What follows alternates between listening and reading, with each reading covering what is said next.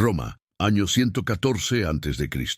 Tres mujeres caminan descalzas hacia el campo de Marte mientras la ciudad entera contiene la respiración. No son criminales comunes ni esclavas condenadas. Son vírgenes sagradas, guardianas del fuego eterno de Vesta, la diosa del hogar. En pocas horas, dos de ellas serán enterradas vivas en una cámara subterránea con apenas una hogaza de pan, un cántaro de agua y una lámpara de aceite. La tercera se arrojará desde la roca Tarpeya. Su crimen no fue robo, ni traición política, ni asesinato. Su crimen fue el más imperdonable en la Roma antigua: haber amado. ¿Cómo llegó la civilización más poderosa del mundo antiguo a confiar su destino a 6 mujeres vírgenes? ¿Y qué oscuros secretos se escondían tras los muros del Atrium Vestae, donde ningún hombre podía entrar sin invitación? Esta es la historia que Roma prefirió olvidar, la historia de las vestales corrompidas y los escándalos que sacudieron los cimientos mismos del poder imperial. El fuego sagrado ardía en el templo circular de Vesta desde tiempos inmemoriales. La leyenda afirmaba que Eneas mismo lo había traído desde Troya en llamas, preservando así la conexión divina entre Roma y los dioses. Pero ese fuego no era solo un símbolo religioso, era un contrato cósmico. Mientras las llamas permanecieran encendidas, Roma sería invencible. Si se apagaban, el imperio caería. Y solo 6 mujeres tenían la responsabilidad de mantenerlo vivo. Estas mujeres no eran elegidas al azar. Entre los 6 y 10 años de edad, las niñas de las familias patricias más distinguidas eran presentadas ante el Pontifex Maximus.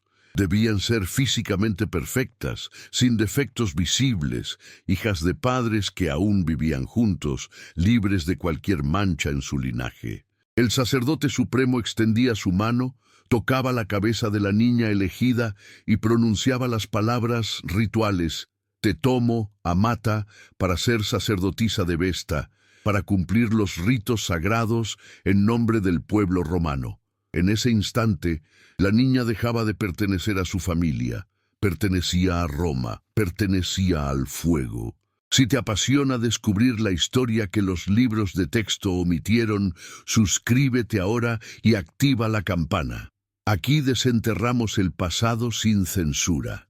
El voto que pronunciaban era simple en palabras, pero devastador en consecuencias. 30 años de castidad absoluta. Durante la primera década aprendían los rituales. Durante la segunda los ejecutaban. Durante la tercera enseñaban a las novicias. Solo después de 3 décadas podían retirarse, casarse si lo deseaban, recuperar la vida que habían sacrificado. Pero pocas lo hacían. Se decía que las mujeres que habían servido a Vesta quedaban marcadas para siempre, que ningún hombre ordinario podía satisfacer a quien había conocido el poder divino. Se decía también que morir como vestal era mejor que envejecer como mortal común. Los privilegios eran extraordinarios. Las vestales eran las únicas mujeres en Roma que no estaban bajo la autoridad de un hombre. Podían poseer propiedades, redactar testamentos, testificar en juicios sin necesidad de un tutor masculino. Cuando caminaban por las calles, los cónsules y pretores se apartaban. Si un condenado a muerte cruzaba casualmente su camino hacia la ejecución, quedaba libre instantáneamente. Su palabra tenía el peso de un juramento sagrado inquebrantable. Eran, en todos los sentidos prácticos, las mujeres más poderosas del mundo antiguo. Vivían en un complejo palatino junto al foro romano, el Atrium Vestae, con jardines privados, fuentes de mármol, habitaciones decoradas con los tesoros más exquisitos del imperio. Comían los mejores alimentos, vestían túnicas de lino más fino que el de cualquier matrona patricia, llevaban el suffibulum, un velo blanco que las identificaba instantáneamente. Pero todo ese lujo tenía un precio infinito, Un solo acto sexual, incluso forzado, incluso un roce accidental considerado impuro, podía condenarlas a la muerte más horrible imaginable. El castigo por perder la virginidad era el incestum, una contaminación religiosa tan grave que amenazaba la existencia misma de Roma. La vestal acusada era llevada en procesión fúnebre mientras aún vivía, amortajada como un cadáver, mientras la ciudad entera salía a verla pasar en silencio sepulcral. En el campo de Marte, junto a la puerta colina, descendía por una escalera hacia una pequeña cámara subterránea. Depositaban dentro pan, agua, aceite para la lámpara, una cama. Entonces sellaban la entrada con tierra y piedras. La ciudad continuaba su vida mientras bajo sus pies una mujer agonizaba lentamente en la oscuridad absoluta. ¿Pero realmente sucedió? ¿O son solo leyendas diseñadas para aterrorizar y controlar? Los registros históricos no dejan dudas. Aconteció, repetidamente. Y las historias que emergieron de esas tumbas vivientes revelaron una Roma mucho más compleja, más oscura, más humana de lo que los historiadores oficiales quisieron admitir. El primer escándalo documentado con precisión aplastante ocurrió en el año 483 a.C. Opia, una vestal de servicio impecable durante 20 años, fue acusada de incestum.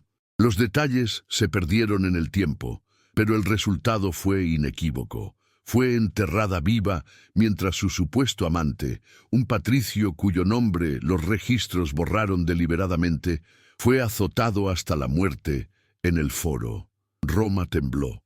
Si una vestal de 2 décadas de servicio podía caer, ¿qué garantizaba que las otras mantuvieran sus votos? La respuesta de Roma fue predecible. Más vigilancia, más castigos, más terror. Pero el deseo humano no respeta muros de templos ni votos sagrados. Y en una ciudad donde el poder absoluto se concentraba en manos de pocos hombres, donde las alianzas políticas se sellaban en alcobas, donde el sexo era moneda de poder, las vestales se convirtieron en el trofeo más codiciado y prohibido de todos. Siglo tras siglo, los rumores circulaban como humo entre las columnas del foro. Susurros sobre encuentros nocturnos en los jardines del atrium, sobre cartas de amor interceptadas, sobre embarazos terminados en secreto con hierbas abortivas mezcladas por parteras cómplices. La mayoría eran fantasías de una ciudad obsesionada con vigilar la pureza de quienes no podían vigilarse a sí mismas. Pero algunas historias eran verdaderas, y cuando estallaban públicamente sacudían Roma hasta sus cimientos. El año 216 a.C. marcó uno de los capítulos más oscuros. Roma enfrentaba a Aníbal en una guerra que amenazaba su supervivencia. Tras el desastre catastrófico de Canas, donde 50.000 legionarios romanos murieron en un solo día, la ciudad entró en pánico existencial. ¿Por qué los dioses habían abandonado a Roma? La respuesta debía estar en una profanación del fuego sagrado. 2 vestales, Opimia y Floronia, fueron acusadas simultáneamente de incestum. Una se suicidó antes del juicio, la otra fue enterrada viva. Sus supuestos amantes fueron ejecutados públicamente. ¿Fueron culpables? ¿O fueron chivos expiatorios convenientes para explicar una derrota militar devastadora? Nunca lo sabremos. Lo que sí sabemos es que Roma necesitaba creer que la caída no era culpa de sus generales, sino de 2 mujeres que habían traicionado a Vesta. Era más fácil enterrar a 2 vestales que admitir que Aníbal era simplemente mejor estratega que los cónsules romanos. Pero el verdadero terremoto llegaría 2 siglos después, en una época dorada cuando Roma dominaba el Mediterráneo sin rival aparente. El año 114 a.C. comenzó como cualquier otro. Las vestales cumplían sus rituales diarios, alimentando el fuego sagrado, preparando la mola salsa, la harina sagrada mezclada con sal que se esparcía sobre las víctimas sacrificiales. Los senadores debatían leyes en el foro. Los comerciantes llenaban los mercados con productos de 3 continentes. Roma era invencible, eterna, divina. Entonces llegó la denuncia que lo cambiaría todo. Helvia, una esclava del Atrium Vestae, acudió al Pontifex Maximus con información explosiva. 3 de las 6 vestales, afirmaba, habían violado sistemáticamente sus votos de castidad durante años. No eran encuentros furtivos casuales, eran relaciones prolongadas con algunos de los hombres más poderosos de Roma. Nombres que hacían temblar las columnas del Senado, alianzas políticas entretejidas con sábanas de lino en habitaciones prohibidas del atrium. Las acusadas eran Aemilia, la Vestalis Máxima, la líder de las 6, una mujer de 40 años con 30 de servicio impecable. Licinia, su sobrina, elegante, educada, conectada con las familias más influyentes de Roma. Y Marcia, la más joven, apenas 20 años, bella como Venus pero ambiciosa como Juno. 3 generaciones de vestales, 3 niveles del escalafón sagrado, todas comprometidas en una red de amor, poder y traición. El escándalo estalló como un volcán dormido que despierta. Las vestales fueron arrestadas, confinadas en sus habitaciones, mientras el Colegio de Pontífices iniciaba la investigación más exhaustiva de la historia religiosa romana. Cada esclava del atrium fue interrogada. Cada visitante reciente fue rastreado. Cada carta, cada regalo, cada momento no contabilizado fue escrutado con ferocidad inquisitorial. ¿Qué buscaban los investigadores?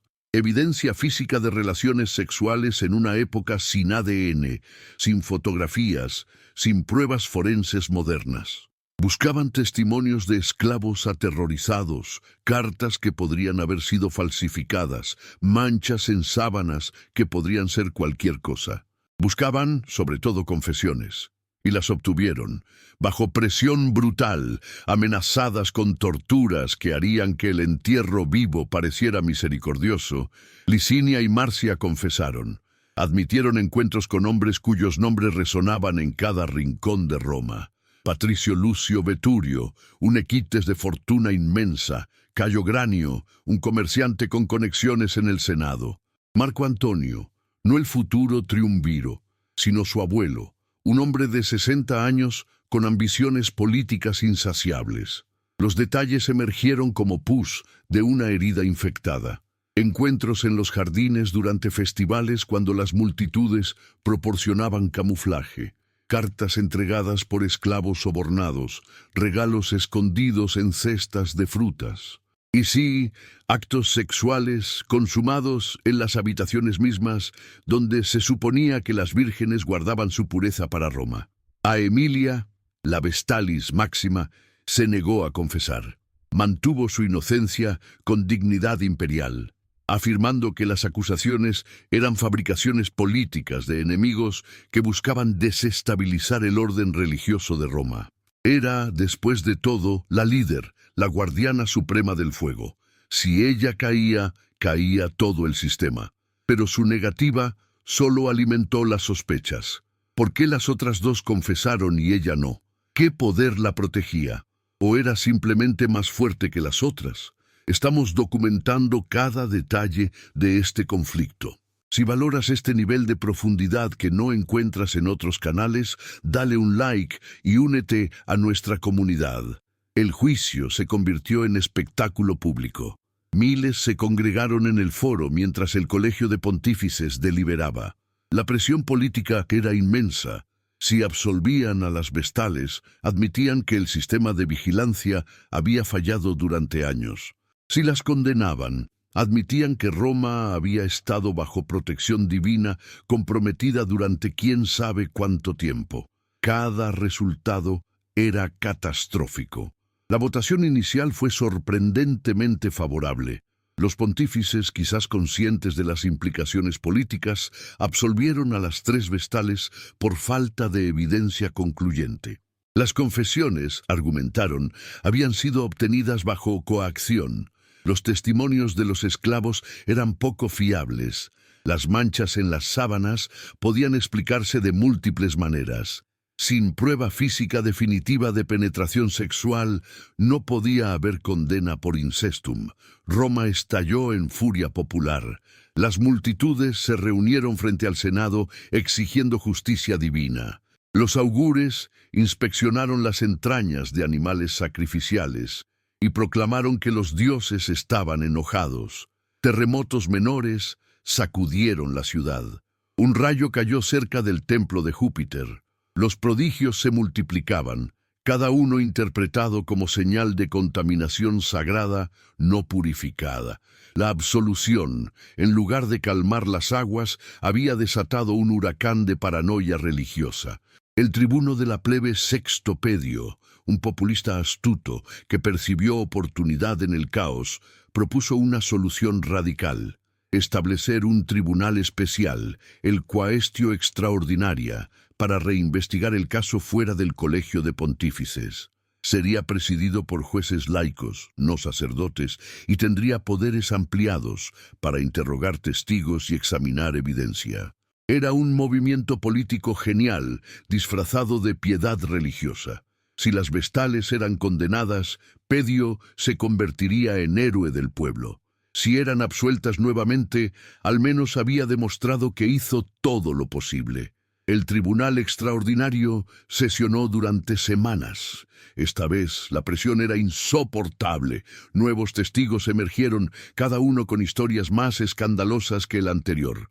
Un jardinero del atrium juró haber visto a Marcia y Cayo Granio besándose tras un seto de laureles durante las festividades de Vestalia. Una costurera afirmó haber encontrado manchas sospechosas en las túnicas de Licinia después de noches específicas cuando Lucio Veturio había sido visto cerca del atrium. Un esclavo confesó, bajo tortura, haber llevado cartas de amor entre a Emilia y Marco Antonio durante 5 años. ¿Eran verdad estos testimonios? ¿O eran fabricaciones de esclavos desesperados que decían lo que los interrogadores querían oír para detener el dolor? En la Roma antigua, la tortura de esclavos era procedimiento estándar para obtener testimonio legal. Se asumía que los esclavos mentían naturalmente y solo la tortura extraía verdad. La moderna comprensión de que la tortura produce falsos positivos abundantes no existía en el pensamiento romano. El dolor, creían, purificaba la mentira. El veredicto llegó en el otoño del año 114 a.C. Culpables. Las 3 vestales fueron condenadas a muerte por incestum. A Emilia, Licinia y Marcia serían enterradas vivas. Sus supuestos amantes enfrentarían ejecución pública. Roma había hablado. Los dioses serían aplacados. El orden cósmico sería restaurado. Pero antes de que las sentencias pudieran ejecutarse, algo extraordinario sucedió. Licinia apeló directamente al pueblo romano, una maniobra legal sin precedentes que aprovechaba una laguna en la ley sagrada. Argumentó que el tribunal extraordinario había excedido su autoridad, que solo el Pontifex Maximus podía juzgar a las vestales, que todo el proceso había sido contaminado por política partidista. Su argumento era técnicamente válido. Roma era, ante todo, una sociedad de leyes. Incluso las vestales condenadas tenían derecho a invocar protecciones legales. El Senado se dividió. Los optimates, conservadores aristocráticos, apoyaban mantener el veredicto. Los populares, facción democrática, veían oportunidad de debilitar el poder sacerdotal. Durante semanas, Roma existió en limbo legal, mientras las 3 vestales aguardaban en confinamiento, sin saber si verían el próximo amanecer o descenderían a las tinieblas subterráneas. La decisión final fue política, no religiosa. El Senado, temiendo disturbios civiles y reconociendo la debilidad legal del caso, ofreció un compromiso. A Emilia, como Vestalis Máxima, sería ejecutada como ejemplo. Licinia y Marcia serían exiliadas permanentemente de Roma, despojadas de todos los privilegios vestales, pero se les perdonaría la vida. Sus amantes serían multados fuertemente y prohibidos de cargos públicos, pero no ejecutados. Era una solución que no satisfacía a nadie, pero que evitaba guerra civil. A Emilia enfrentó su destino con coraje que inspiró poemas durante generaciones. Se vistió con su túnica más fina, arregló su cabello con horquillas de plata, caminó erguida hacia el campo de Marte como si fuera a un banquete, no a una tumba. Cuando llegó a la entrada de la cámara subterránea, se volvió hacia la multitud reunida y pronunció palabras que los historiadores preservaron celosamente. Si Vesta juzga que he sido pura, que el fuego sagrado nunca se apague. Si he sido impura, que Roma vea señales de mi culpa. Pero sepan esto, muero no porque fui impura, sino porque Roma necesitaba un sacrificio. Los dioses conocen la verdad. Descendió por la escalera sin ayuda. Se acostó en la cama preparada.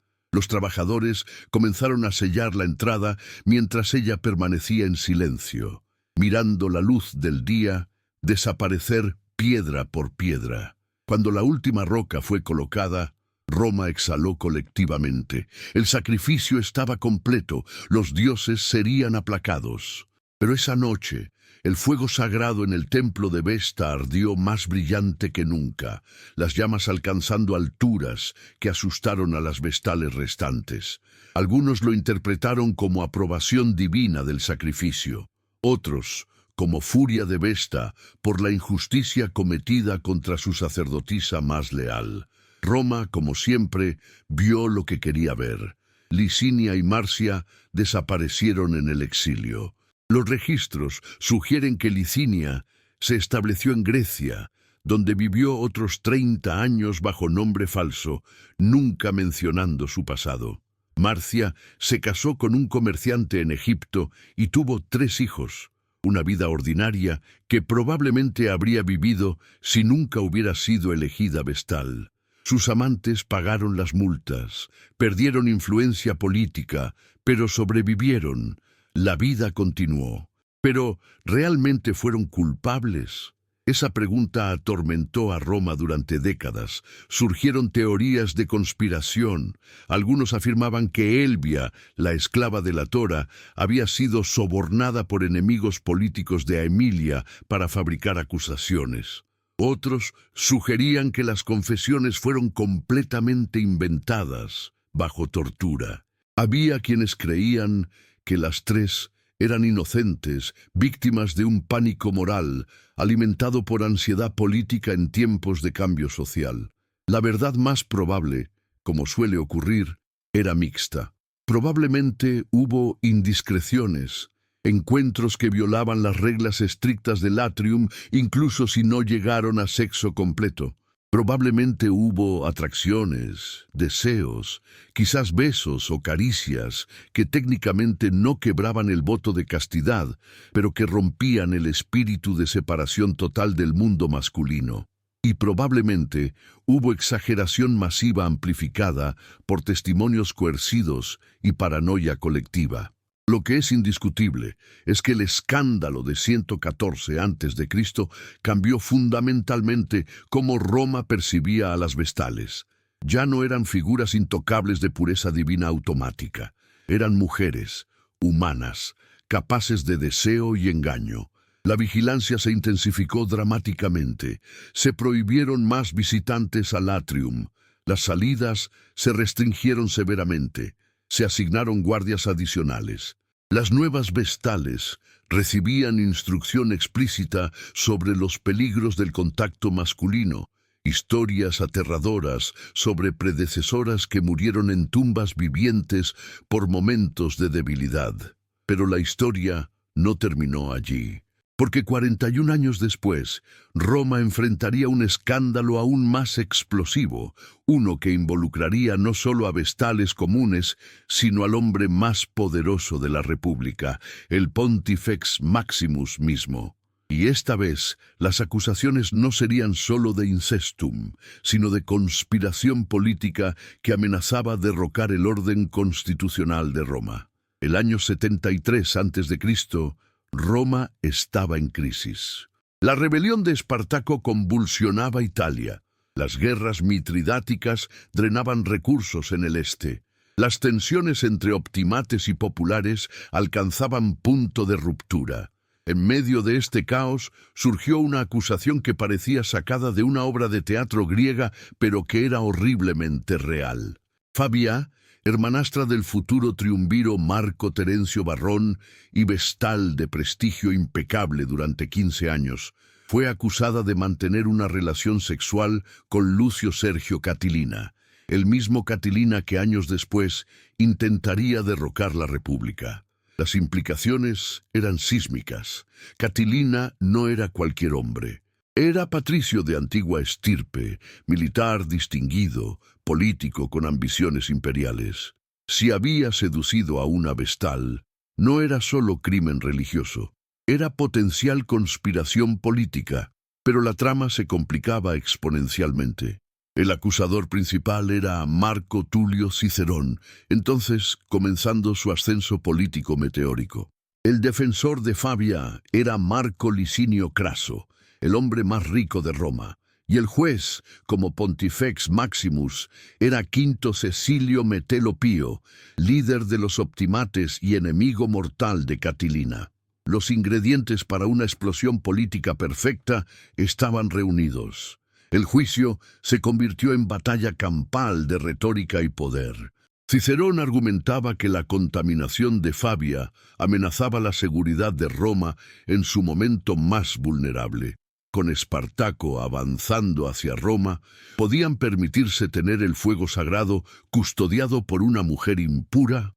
Cada derrota militar, cada calamidad, sería interpretada como castigo divino por tolerar la profanación. Craso contraatacaba con lógica demoledora. ¿Dónde estaba la evidencia? Testimonios de esclavos torturados, rumores de mercado, cartas que nadie podía producir, manchas en sábanas que podrían ser cualquier cosa. Este era el estándar de prueba para destruir a una vestal de servicio ejemplar durante 15 años. Argumentaba, además, que todo el caso era fabricación política de Cicerón para debilitar a Catilina antes de las elecciones consulares que se aproximaban. La historia no termina aquí. Asegúrate de estar suscrito para que YouTube te notifique inmediatamente cuando subamos la conclusión de esta saga. El tribunal deliberó durante días. La evidencia era circunstancial en el mejor de los casos. Testigos afirmaban haber visto a Fabia y Catilina conversando en público, lo cual no era ilegal. Un esclavo juraba haberlos visto solos en un jardín durante un festival, pero bajo interrogatorio admitió que estaba a 50 metros de distancia y que la luz era tenue. Una carta supuestamente de Fabia a Catilina fue presentada, pero expertos en caligrafía no pudieron confirmar su autenticidad. Metelo Pío enfrentaba dilema imposible. Condenar a Fabia sin evidencia sólida establecería precedente peligroso donde acusaciones políticas podrían usarse para destruir vestales. Absolverla cuando la opinión pública clamaba por sangre podría desestabilizar su propio poder como Pontifex Maximus. La decisión que tomó revelaría mucho sobre hacia dónde se dirigía Roma en esa época turbulenta. El veredicto llegó una tarde de agosto, cuando el calor sofocante hacía que Roma se sintiera como horno gigante. Metelo Pío, con su dignidad característica, se levantó ante el tribunal y la multitud reunida. Su voz resonó en el silencio expectante. Fabia es absuelta de todos los cargos por falta de evidencia sustancial. Que continúe su servicio sagrado con honor restaurado. Roma estalló. Mitad en celebración, mitad en furia. Los partidarios de Catilina bailaban en las calles, proclamando que la justicia había triunfado sobre la conspiración política. Los seguidores de Cicerón murmuraban oscuramente sobre corrupción, sobre cómo el dinero de Craso había comprado el veredicto, sobre cómo Roma estaba condenada por tolerar impureza sagrada. Pero Fabia nunca recuperó verdaderamente su posición. Aunque técnicamente absuelta, el escándalo la marcó. Se retiró del servicio apenas cumplió sus 30 años, rechazando el honor de permanecer como consejera. Se casó rápidamente con un comerciante oscuro y desapareció de los registros históricos. Su nombre se convirtió en sinónimo de controversia, de ambigüedad moral, de los peligros de mezclar religión con política. Catilina, por su parte, quedó libre para continuar su carrera política desastrosa que culminaría en la conspiración de Catilina y su muerte en batalla contra las legiones romanas. ¿Realmente había seducido a Fabia? Probablemente no. Catilina era ambicioso, despiadado, dispuesto a cualquier cosa por poder, pero seducir una vestal ofrecía más riesgo que recompensa. Era más probable que la acusación fuera completamente fabricada, un arma política en la guerra sin cuartel entre facciones romanas. Los escándalos de 114 y 73 a.C. no fueron los únicos, pero sí los más explosivos, los que se grabaron en la memoria colectiva de Roma como advertencias sobre los peligros de permitir que poder sagrado se mezcle con deseo humano. Hubieron otros casos menores, rumores que nunca escalaron a juicios formales, susurros sobre encuentros nocturnos que quedaron sin confirmar. Pero cada escándalo reforzaba el mismo mensaje. Las vestales eran simultáneamente las mujeres más poderosas y más vulnerables de Roma. Su poder derivaba de su inviolabilidad. En el momento que esa inviolabilidad se cuestionaba, se convertían en víctimas perfectas de cualquier facción que buscara ganar ventaja política mediante sacrificio religioso espectacular. ¿Qué nos dice esto sobre Roma? Que era sociedad profundamente contradictoria. Por un lado, veneraba a estas mujeres, les otorgaba privilegios sin paralelo, las colocaba por encima de todos, excepto los dioses. Por otro lado, las vigilaba obsesivamente, las castigaba con crueldad inimaginable por transgresiones que en hombres habrían sido perdonadas o ignoradas. Un senador que cometía adulterio enfrentaba escándalo social. Una vestal, acusada del mismo acto, enfrentaba entierro vivo. La hipocresía era evidente incluso para los romanos contemporáneos. Catón el joven, filósofo estoico y político implacable, escribió sardónicamente: «Protegemos la castidad de las vestales con mayor ferocidad que la vida de nuestros soldados. Un legionario puede morir por miles en batalla y Roma simplemente recluta más. Pero si una vestal es acusada de impureza, toda la ciudad tiembla. ¿Qué dice esto sobre nuestras prioridades?». La respuesta, por supuesto, era que Roma estaba construida sobre pilares simbólicos tanto como militares. El fuego sagrado no era solo llama física. Era metáfora de la continuidad romana, de la conexión inquebrantable entre pasado, presente y futuro. Mientras ese fuego ardiera, mientras las vestales permanecieran puras, Roma era eterna. El momento que el fuego se apagara o las vírgenes se corrompieran, la eternidad misma estaba en riesgo. Esta creencia, por superstición que parezca a ojos modernos, tenía poder real. Cuando Julio César fue asesinado en el 44 a.C., uno de los primeros actos del Senado fue enviar mensajeros al templo de Vesta para confirmar que el fuego seguía ardiendo. Cuando el segundo triunvirato colapsó en guerra civil entre Octavio y Marco Antonio, ambos lados reclamaban tener el apoyo de las vestales. Cuando Roma ardió bajo Nerón en el año 64 después de Cristo, los rumores inmediatos fueron que las vestales habían permitido que el fuego sagrado se apagara, desencadenando ira divina. El poder de las vestales no era militar ni económico, era psicológico, espiritual, simbólico. Y precisamente por eso eran tan peligrosas cuando se las acusaba de transgresión. No amenazaban con ejércitos o riqueza, amenazaban con el colapso del orden cósmico mismo. Parte 2. Cenizas de un imperio sagrado. Si acabas de llegar, suscríbete para no perderte el archivo completo de documentales que estamos construyendo. Los escándalos de 114 y 73 antes de Cristo establecieron patrones que definirían la relación entre Roma y sus vírgenes sagradas durante los siguientes 4 siglos. Cada crisis política vendría acompañada de susurros sobre vestales corrompidas. Cada derrota militar sería explicada como castigo divino por profanación del fuego sagrado. Las vestales se convirtieron en chivos expiatorios convenientes para problemas que no tenían nada que ver con su castidad y todo que ver con incompetencia política y militar. En el año 216 a.C., tras la catástrofe de Canas, donde Aníbal destruyó el ejército romano en una sola tarde sangrienta, las vestales Opimia y Floronia fueron ejecutadas por incestum. ¿Habían realmente violado sus votos? O más importante, ¿importaba? Roma necesitaba explicación para lo inexplicable.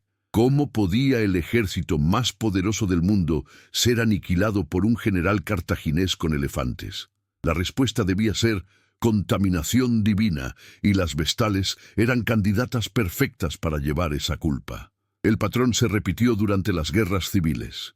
En el año 73 a.C., cuando Espartaco amenazaba a Roma con su ejército de esclavos rebeldes, surgieron acusaciones contra Fabia. En el año 63 a.C., durante la conspiración de Catilina, rumores circulaban sobre otras 2 vestales supuestamente involucradas en la trama. Cada vez, las acusaciones emergían precisamente cuando Roma enfrentaba crisis existencial. Cada vez, las vestales servían como válvula de escape psicológica para ansiedad colectiva. Pero no todos los casos eran fabricaciones políticas. Algunas vestales realmente cayeron, seducidas por hombres poderosos, o simplemente exhaustas de 30 años de castidad impuesta. El caso más documentado y trágico del Principado temprano involucró a Cornelia, ejecutada durante el reinado de Domiciano en el año 91 después de Cristo. Cornelia era vestalis máxima, posición más alta alcanzable, con casi 30 años de servicio impecable. Era hija de familia senatorial distinguida, educada, elocuente, respetada por todos los estratos de sociedad romana. Su caída no fue gradual, fue abrupta, devastadora, diseñada para servir propósitos políticos del emperador más paranoico de Roma. Domiciano, tirano inseguro obsesionado con restaurar piedad tradicional romana, necesitaba demostración espectacular de su celo religioso. Las vestales eran objetivo perfecto. Lanzó investigación exhaustiva del Atrium Vestae, ordenando interrogatorios de todas las esclavas, revisión de correspondencia, vigilancia constante. Era casa de brujas en sentido literal, búsqueda fanática de impureza donde probablemente no existía ninguna. Los acusadores afirmaban que Cornelia había mantenido relaciones con 3 hombres durante varios años. Los nombres eran cuidadosamente seleccionados. Un senador de rango menor que era crítico discreto de Domiciano, un equites con conexiones en las provincias orientales y un liberto rico que había financiado construcciones públicas. Todos eran enemigos políticos del emperador, disfrazados de amantes de una vestal corrupta. El juicio fue farsa desde el inicio. Domiciano presidió personalmente, rechazando permitir que el colegio de pontífices manejara el caso según tradición. Los testigos fueron torturados hasta que produjeron confesiones que confirmaban exactamente lo que el emperador quería oír. Las cartas supuestamente amorosas fueron descubiertas en momentos convenientes. La evidencia física era inexistente, pero en el régimen de Domiciano, evidencia física era irrelevante cuando el emperador había decidido culpabilidad. Cornelia mantuvo su inocencia hasta el final. Escribió carta al Senado desde su confinamiento. Carta que sobrevive en fragmentos preservados por Plinio el Joven, quien fue testigo del juicio. Sus palabras resuenan a través de 2 milenios. ¿Cómo puede el César creer que estas manos, que han alimentado el fuego sagrado durante 30 años, se han manchado con impureza? ¿Cómo puede pensar que estos ojos que han contemplado los ritos más sagrados de Roma han mirado con lujuria a hombres comunes? Si soy culpable como me acusan, que Vesta me castigue, pero si soy inocente, que la historia juzgue a quienes me destruyen. La historia la juzgó, pero demasiado tarde para salvarla. Cornelia fue condenada y sentenciada al castigo tradicional, entierro vivo. Sus supuestos amantes fueron ejecutados mediante flagelación pública. Domiciano declaró que había restaurado la pureza de Roma mediante eliminación de contaminación sagrada. La ejecución de Cornelia fue particularmente brutal, incluso para estándares romanos. La procesión fúnebre atravesó toda Roma, permitiendo que las multitudes vieran a la Vestalis Máxima caída. Pero a diferencia de ejecuciones anteriores, donde las condenadas caminaban en silencio, Cornelia protestó cada paso del camino. Gritaba su inocencia, invocaba a los dioses como testigos, maldecía a Domiciano con palabras que horrorizaron a los espectadores por su poder y ferocidad. Cuando llegaron al campo de Marte, Cornelia se negó a descender voluntariamente a la cámara subterránea. Los lictores tuvieron que arrastrarla físicamente, una profanación del ritual que supuestamente requería que la condenada aceptara su destino con dignidad. Incluso mientras sellaban la entrada, su voz resonaba desde abajo, gritando maldiciones que prometían que Domiciano pagaría por esta injusticia. Los lictores trabajaron rápidamente, apilando piedras y tierra hasta que el silencio finalmente descendió. Roma quedó en shock. Incluso aquellos que creían en su culpabilidad estaban perturbados por la violencia de la ejecución. ¿Era esta la manera de tratar a una Vestalis Máxima? ¿Dónde estaba la dignidad, el ritual, la solemnidad que se suponía que acompañaba incluso al castigo más severo? Plinio el Joven, quien presenció la ejecución, escribió años después: «Vi morir a Cornelia ese día, pero también vi morir algo de Roma misma. La brutalidad con que fue tratada no era romana. Era el capricho de un tirano que usaba religión como máscara para crueldad política. Si los dioses castigaron a Roma por algo, fue por permitir que esto sucediera. Y los dioses parecieron castigar efectivamente». 6 años después de la ejecución de Cornelia, Domiciano fue asesinado en conspiración palaciega. Su memoria fue condenada oficialmente, sus estatuas derribadas, su nombre borrado de inscripciones públicas. El Senado declaró que su reinado había sido tiranía intolerable, y entre las acusaciones póstumas estaba el asesinato judicial de Cornelia, ahora reconocida universalmente como inocente. El sucesor de Domiciano, Nerva, ordenó investigación del caso. Los testimonios de esclavos fueron reexaminados. Bajo condiciones no coercitivas, todos retractaron sus acusaciones, admitiendo que habían mentido bajo tortura para decir lo que los interrogadores querían. Las cartas descubiertas fueron reveladas como falsificaciones ordenadas por agentes de Domiciano. Los supuestos amantes de Cornelia fueron póstumamente exonerados. Era vindicación, pero vindicación vacía. Cornelia seguía muerta, su cuerpo pudriéndose en una tumba sellada bajo el campo de Marte.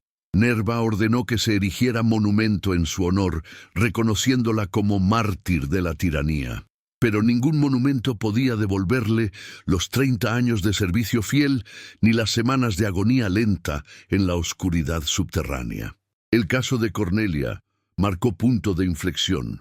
Los escándalos de Vestales habían sido herramienta política durante siglos, pero siempre manteniendo apariencia de debido proceso, de investigación genuina, de preocupación real por pureza religiosa. Domiciano había destrozado esa ficción. Había usado a una Vestal como arma política de forma tan transparente que incluso Roma, acostumbrada a cinismo, se horrorizó. Después de Cornelia, las acusaciones contra Vestales se volvieron raras. No porque las vestales de repente se volvieran más castas, ni porque los políticos se volvieran menos cínicos, sino porque el caso había expuesto la mecánica brutal del sistema de forma tan clara que usarlo nuevamente sería demasiado obviamente manipulativo. Durante los siguientes 2 siglos, bajo los emperadores Antoninos y Severos, las vestales disfrutaron periodo de relativa paz, cumplían sus rituales, mantenían el fuego sagrado, aparecían en ceremonias públicas, pero su poder real había disminuido. Ya no eran figuras de terror y fascinación, sino reliquias pintorescas de época más supersticiosa. Roma se había vuelto cosmopolita, multicultural, cada vez más escéptica de sus propias tradiciones religiosas. El cristianismo emergente veía a las vestales con ambivalencia fascinante. Por un lado, eran modelo de castidad perpetua que resonaba con ideales monásticos cristianos. Por otro, servían a dioses paganos, lo que las hacía enemigas espirituales. Los padres de la Iglesia escribieron extensamente sobre las vestales, generalmente comparándolas desfavorablemente con vírgenes cristianas que elegían castidad libremente, en lugar de ser forzadas por ritual estatal. San Agustín, en La Ciudad de Dios, dedicó capítulo entero a las vestales. Argumentaba que su castidad forzada era moralmente inferior a la virginidad voluntaria de las monjas cristianas. Señalaba con ironía ácida que Roma castigaba la pérdida de virginidad de una vestal con muerte, pero toleraba violación de mujeres comunes con multas menores. ¿Qué decía esto sobre las prioridades morales romanas? Era crítica válida que exponía hipocresía fundamental del sistema. Las vestales eran valoradas no por sí mismas, sino por su función simbólica. Su virginidad importaba porque representaba la pureza de Roma, no porque tuvieran derechos inherentes sobre sus propios cuerpos. Eran objetos sagrados, no sujetos morales autónomos. El fin llegó no con explosión dramática, sino con extinción gradual. En el año 382 después de Cristo, el emperador Graciano, cristiano devoto, retiró los subsidios estatales al culto de Vesta. Las vestales continuaron sus rituales usando recursos privados, pero el mensaje era claro. Roma cristiana no necesitaba vírgenes paganas custodiando fuego obsoleto. En el año 391, el emperador Teodosio emitió decreto prohibiendo todos los cultos paganos en el Imperio Romano. Los templos fueron cerrados, las estatuas derribadas, los rituales prohibidos. El templo de Vesta fue sellado. El fuego sagrado que supuestamente había ardido desde tiempos de Eneas, protegiendo a Roma durante 1000 años, fue apagado deliberadamente por primera vez en la historia. Las últimas vestales, 6 mujeres cuyos nombres se perdieron en el olvido histórico, fueron expulsadas del atrium. Sus propiedades fueron confiscadas, sus privilegios legales revocados.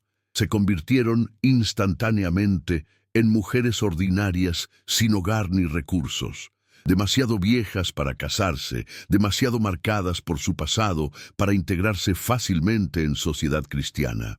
Una crónica cristiana del siglo V, escrita por un autor anónimo con evidente satisfacción, describe su destino. Las llamadas vírgenes sagradas, que habían servido al demonio bajo apariencia de pureza, fueron dispersadas como hojas en el viento. Algunas encontraron refugio en conventos cristianos, donde finalmente conocieron la verdadera castidad. Otras vagaron por las calles de Roma, mendigando, olvidadas por la ciudad que una vez las veneró. Así perecen los dioses falsos y sus servidoras engañadas. El Atrium Vestae fue saqueado durante las invasiones bárbaras del siglo V. Sus jardines fueron destruidos, sus mármoles robados para construcción de iglesias cristianas, sus habitaciones convertidas en viviendas para familias pobres. El templo circular de Vesta fue parcialmente desmantelado, sus columnas utilizadas para sostener techos de casas comunes. El campo de Marte, donde tantas vestales habían sido enterradas vivas, fue excavado para materiales de construcción, exponiendo los restos de mujeres que habían muerto en oscuridad siglos antes. ¿Qué queda hoy de las vestales? Ruinas arqueológicas en el Foro Romano, columnas caídas, cimientos de templo circular, fragmentos de estatuas decapitadas, inscripciones que registran nombres sin rostros: Licinia, Aemilia, Cornelia, Fabia, Opia, Floronia, mujeres que vivieron vidas extraordinarias en jaula dorada, adoradas y aterrorizadas en medida igual. Sus historias nos enseñan sobre contradicciones fundamentales de Roma. Una civilización que proclamaba justicia, pero practicaba tiranía selectiva. Una sociedad que elevaba mujeres a posiciones sin paralelo, pero solo negándoles autonomía básica sobre sus propios cuerpos. Un imperio que dependía de símbolos tanto como de legiones, y que sacrificaba portadoras de esos símbolos cuando conveniencia política lo requería. Las vestales corrompidas, reales o imaginadas, revelan verdad incómoda sobre poder y género en el mundo antiguo. Las mujeres más poderosas de Roma eran poderosas precisamente porque habían renunciado a todo lo que define experiencia femenina normal: familia, maternidad, intimidad sexual, autonomía personal. Su poder era negativo, definido por ausencia, por lo que no hacían en lugar de lo que hacían. Y cuando ese poder negativo se cuestionaba, cuando surgían acusaciones de transgresión, las vestales se convertían en víctimas perfectas. No podían defenderse efectivamente porque el sistema estaba diseñado para proteger símbolo, no persona. Una vestal acusada era culpable hasta probar inocencia, y probar inocencia en ausencia de evidencia física era casi imposible. ¿Cómo demuestras que no tuviste sexo? Especialmente cuando los acusadores aceptan testimonio de esclavos torturados como verdad divina. El legado de las vestales resuena en debates modernos sobre autonomía corporal, castidad forzada y uso de pureza sexual femenina como herramienta de control social. Cada sociedad que impone castidad a mujeres mientras tolera promiscuidad en hombres está repitiendo lógica romana. Cada comunidad que valora virginidad femenina más que bienestar femenino está heredando prejuicios del atrium vestae. Pero también hay aspectos del sistema que merecen reflexión menos crítica. Las vestales, a pesar de todas las restricciones, disfrutaban privilegios sin paralelo para mujeres antiguas. Podían poseer propiedades, un derecho negado a la mayoría de mujeres romanas hasta que se casaban. Podían redactar testamentos, testificar en cortes, caminar libremente por la ciudad. Su palabra tenía peso legal, que ninguna matrona común podía igualar. ¿Era preferible vida como vestal o como esposa patricia ordinaria? La respuesta no es obvia. La esposa tenía intimidad, potencialmente hijos, experiencias emocionales que las vestales sacrificaban, pero estaba completamente bajo control de padre primero, esposo después. No podía poseer nada legalmente. No podía divorciarse sin aprobación masculina, ni decidir sobre su propio destino económico.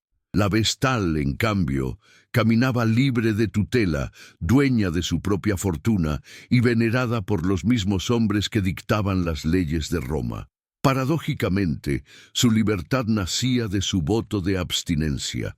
Era libre porque estaba fuera del alcance masculino. La castidad, en su caso, era a la vez prisión y escudo. ¿Hasta qué punto esa dualidad define aún nuestra propia civilización? ¿Cuántas veces el poder se disfraza de pureza y la libertad se compra al precio de la soledad? El ocaso de las vestales, más que un evento histórico, fue un cambio psicológico. Cuando el fuego sagrado se apagó en el año 391, Roma perdió algo más que un rito. Perdió su corazón simbólico, la idea de que existía una llama eterna que garantizaba su destino. A partir de entonces, el imperio viviría sin creencia en su propia inmortalidad. El cristianismo prometía vida eterna, pero no para Roma. para las almas, no para la ciudad. Pocos contemporáneos comprendieron la magnitud cultural de aquel gesto. Un día por la mañana, las vestales alimentaban el fuego. Al día siguiente, el templo fue sellado por decreto imperial. Ninguna multitud se reunió, ningún llanto resonó en el foro. El fin de un milenio de tradición ocurrió en silencio administrativo. Quizá esa fue la muerte más romana de todas, legal, inevitable, sin emoción visible. El aire en Roma cambió.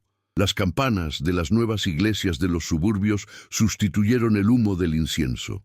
El bosque sagrado de Vesta se marchitó, sus árboles talados para leña, sus mármoles usados para basílicas, y sin embargo, el eco del Atrium Vestae persistía en la memoria colectiva. Poetas tardoantiguos recordaban a las vírgenes con una mezcla de morbo y reverencia.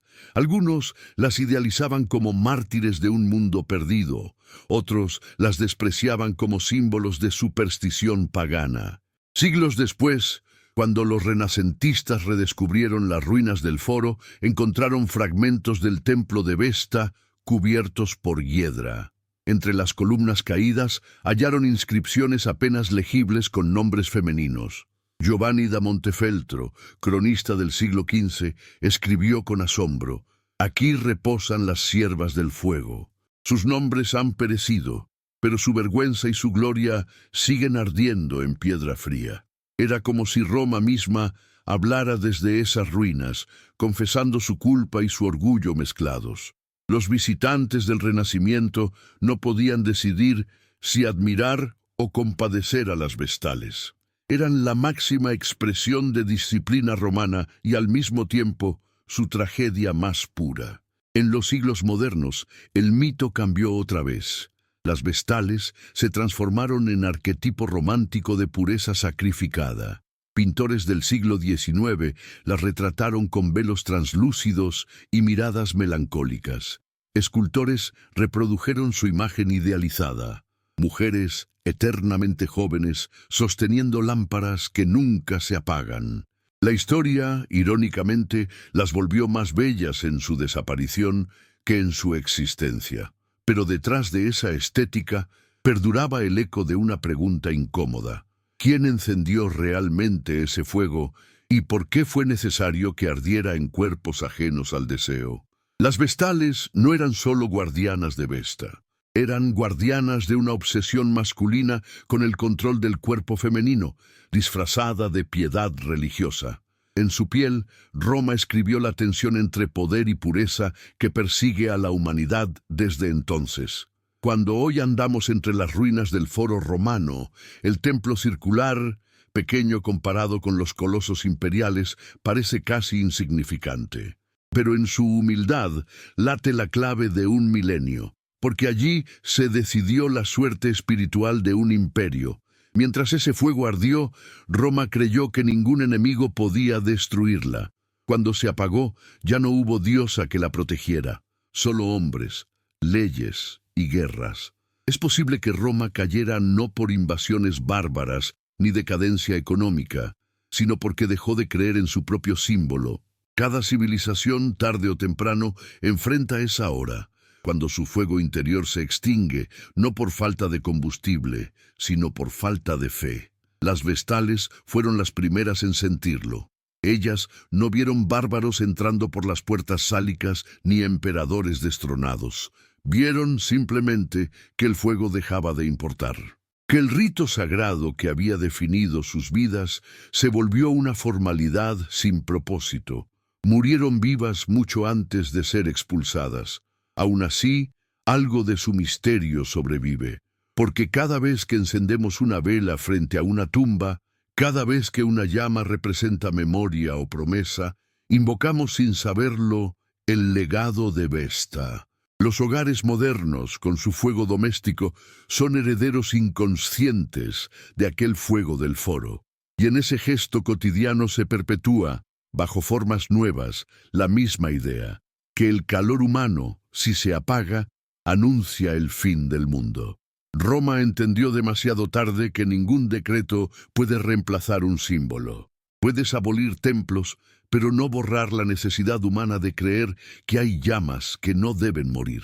Quizá por eso, aún en el cristianismo, la figura de las vírgenes resurgió en forma distinta. Las monjas, las santas, las mártires. La llama cambió de templo, pero nunca se extinguió del todo. Hoy, 2000 años después, cuando miramos esas piedras rotas bajo el sol del Lacio, sentimos mezcla de respeto y horror. No eran diosas, no eran demonios. Eran mujeres entre dos fuegos, el de los dioses y el del deseo. Mujeres que mantuvieron encendida la llama que hizo posible el mayor imperio del mundo y que pagaron, con su cuerpo y su silencio, el precio de mantenerlo ardiendo. Si quieres que sigamos produciendo documentales de larga duración, la mejor forma de apoyarnos es suscribiéndote. Comenta qué otra historia olvidada deberíamos investigar.